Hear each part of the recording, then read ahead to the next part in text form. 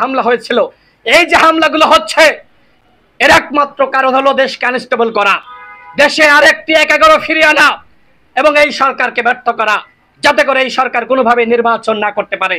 এগুলো আপনারা মনে করছেন এমনি এমনি।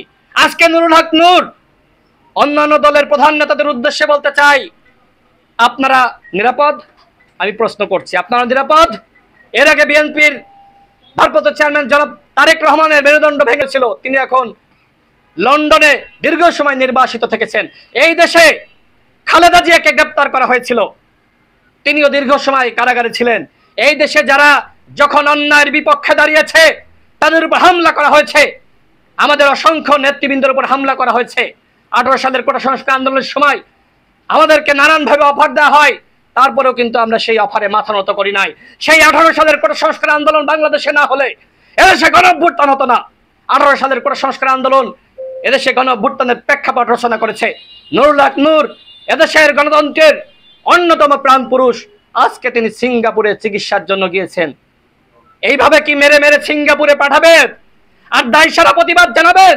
এই জন্য কি আপনাদের ক্ষমতায় বসানো হয়েছে? এদেশে যদি ফেব্রুয়ারি মাসে নির্বাচন না হয়, যে পরিস্থিতি দেখছি, যে অরাজকতা দেখছি, জুলাই যোদ্ধাদের উপরে একের পর এক যে হামলা করা হচ্ছে, আমাদের তো মনে হচ্ছে নির্বাচন বানচাল করার চক্রান্ত ভারত এবং আওয়ামী লীগ শুরু করে দিয়েছে।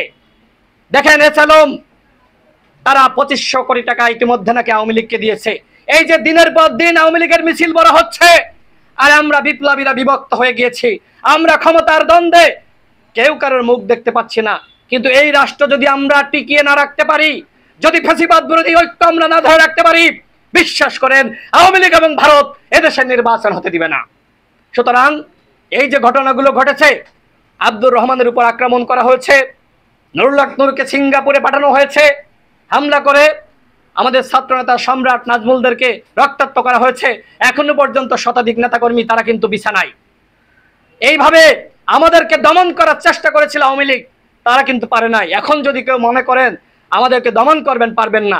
কেউ রাজপথে এই ফ্যাসিবাদের বিরুদ্ধে থাকুক আর না থাকুক, এই ফ্যাসিবাদ নির্মূল করার জন্য গণ অধিকার পরিষদ ইনশাআল্লাহ রাজপথে থাকবে। গতকাল আব্দুর রহমানকে যারা অপহরণ করেছিল, যারা রক্ত করেছে, তাদেরকে অবশ্যই গ্রেপ্তার করতে হবে।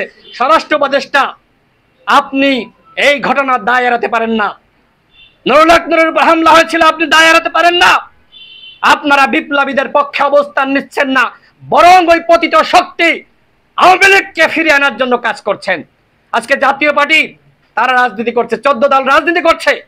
আওয়ামী লীগ নাকি নির্বাচনে যেতে চায়, স্পষ্ট কথা। আমাদেরকে হামলা করছে, আপনারা যারা মনে করছেন নিরাপদে আছেন, নিরাপদ নয়। আজকে আব্দুর রহমান, আগামীকাল আপনার পালা।